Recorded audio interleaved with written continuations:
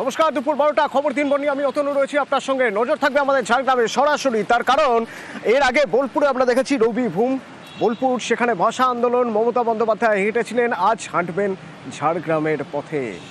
বাংলা ভাষার অধিকার, বাংলা ভাষার অস্মিতা টিকিয়ে রাখার জন্য, বাংলা ভাষায় কথা বললে অন্য রাজ্যে, বিজেপি শাসিত রাজ্যে বাংলাদেশি মনে করছে, বাংলাদেশি বলে দাগিয়ে দেওয়া হচ্ছে, সেই বাংলা ভাষার অধিকারের জন্য বা বাঙালি অস্মিতার কথা মাথায় রেখে পথে নামবেন মমতা বন্দ্যোপাধ্যায় আজ ফের।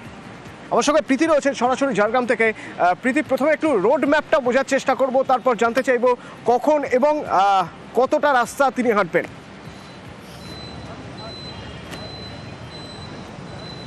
একদমই গতকাল তিনি ঘাটালে ছিলেন এবং ঘাটাল থেকে সরাসরি তিনি আজ ঝাড়গ্রামে আসবেন। ঝাড়গ্রামের যে পয়েন্টে আমরা ইতিমধ্যে দাঁড়িয়ে রয়েছি তা হচ্ছে একলব্য রোড।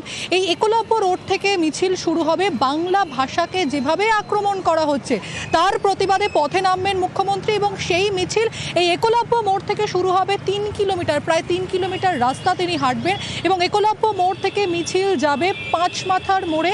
এই একলব্য মোড় থেকে পাঁচমাথার মোড় পুরো রাস্তাতেই যে সমাগম বা জন অরণ্য সেটা কিন্তু দেখা যাবে এবং সাধারণ মানুষ তারা কিন্তু রাস্তায় জমা হওয়া শুরু করেছেন।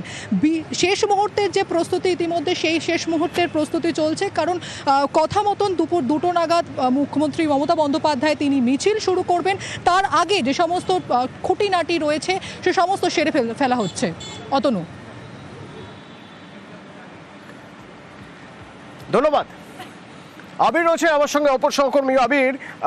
অত্যন্ত গুরুত্বপূর্ণ একটা জেলা ঝাড়গ্রাম, যেখানে আদিবাসী মূলবাসী জনজাতির কথা বলা হয়, যারা ভাষার স্বীকৃতির দাবিতে দীর্ঘদিন ধরে লড়াই করেছেন।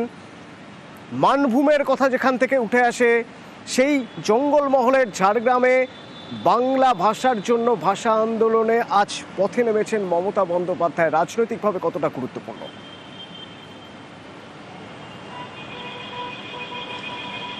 অতনু, তুমি যদি দেখো তাহলে হচ্ছে যে ঘটনাগুলোকে কেন্দ্র করে এই ভাষা আন্দোলনের কথা বর্তমানে বলা হচ্ছে এবং তার প্রেক্ষিতে তৃণমূল কংগ্রেস আন্দোলন করছে, তার একটা বড় অংশের মানুষজন আক্রান্ত হচ্ছেন, যারা তারা হচ্ছে একেবারে প্রান্তিক মানুষ, গ্রামাঞ্চলের মানুষজন। এবং সহজ করে বলতে গেলে এই মানুষগুলোর ক্ষেত্রে এই সমস্যাগুলো যেভাবে তাদেরকে গ্রাস করছে সেটাকে প্রতিবাদের স্বরে রূপ দেওয়ানোর চেষ্টা তৃণমূল কংগ্রেস করছে। এবং অনেকেই বলছেন যে রাজনীতির মোড়কে দাঁড়িয়ে 2026-এর বিধানসভা নির্বাচনের মুখে আসলে প্রান্তিক অংশের মানুষের কথায় তুলে ধরার চেষ্টা করছে তৃণমূল কংগ্রেস।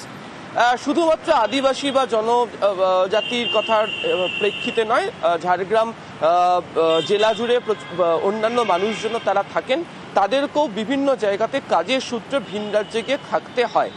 একটা দিকে যেমন হচ্ছে আমরা দেখেছি যে কোচবিহার, আলিপুরদুয়ার থেকে মালদা, বীরভূম পর্যন্ত আক্রান্ত হচ্ছেন, আবার এদিকে পশ্চিম মেদিনীপুর, ঝাড়গ্রাম এই সমস্ত এলাকার মানুষজন তাদেরকেও কাজের জন্য বাইরে গিয়ে থাকতে হয় এবং তাদের কাছে ভিন রাজ্যে গিয়ে কাজ করাটা এবং ওই যে অভিযোগটা তৃণমূল বারবার করছে যে বিজেপি শাসিত রাজ্যে গিয়ে কাজ করাটা কোথাও গিয়ে মানুষগুলোর কাছে একটা অত্যাচারের সীমা হয়ে দাঁড়াচ্ছে। গতকালকে যে কারণে কেশপুরের মাটিতে দাঁড়িয়ে মমতা বন্দ্যোপাধ্যায় পরিযায়ী শ্রমিকদেরকে ফিরে আসার আহ্বান করেছেন এবং উল্লেখ করেছেন তারা যেন এখানে চলে আসেন, তাদের কাজের ব্যবস্থা, থাকার ব্যবস্থা, এবং তিনি বলেছেন যে একটা রুটি থাকলে সেটা আধখানাও ভাগ করে তাদেরকে দেওয়া হবে। এর আগে বোলপুর, তার আগে কলকাতা এবং এক্ষেত্রে ঝাড়গ্রাম। বার্তা পরিষ্কার তৃণমূল কংগ্রেস দেওয়ার চেষ্টা করছে যে প্রান্তিক অংশের মানুষজনের অভাব এবং অসুবিধাকে যারা তৈরি করছে সেটা হচ্ছে কেন্দ্রীয় সরকার। তৃণমূল কংগ্রেস বলার চেষ্টা করছে যে বঞ্চনা শিকার হচ্ছেন এই প্রান্তিক অংশের মানুষজন এবং তাদের যে মুখের ভাষা, সেই ভাষাতে কথা বলতে গেলে তাদেরকে আক্রান্ত হতে হচ্ছে, সেটাকেই সর্বোপরি তুলে ধরতে চাইছে হচ্ছে তৃণমূল।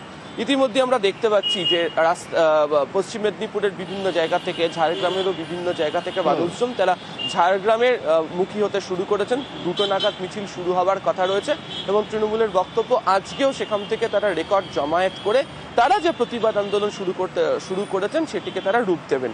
ফলে সব মিলিয়ে অবশ্যই রাজনৈতিক দিক থেকে গুরুত্বপূর্ণ জায়গা থেকে প্রান্তিক অংশের মানুষের কথাই তারা তুলে ধরতে চাইছে এবং সেটাকেই তারা 26-এর বিধানসভা নির্বাচনে তুরুপের তাস বানাতে চায়। অতনু।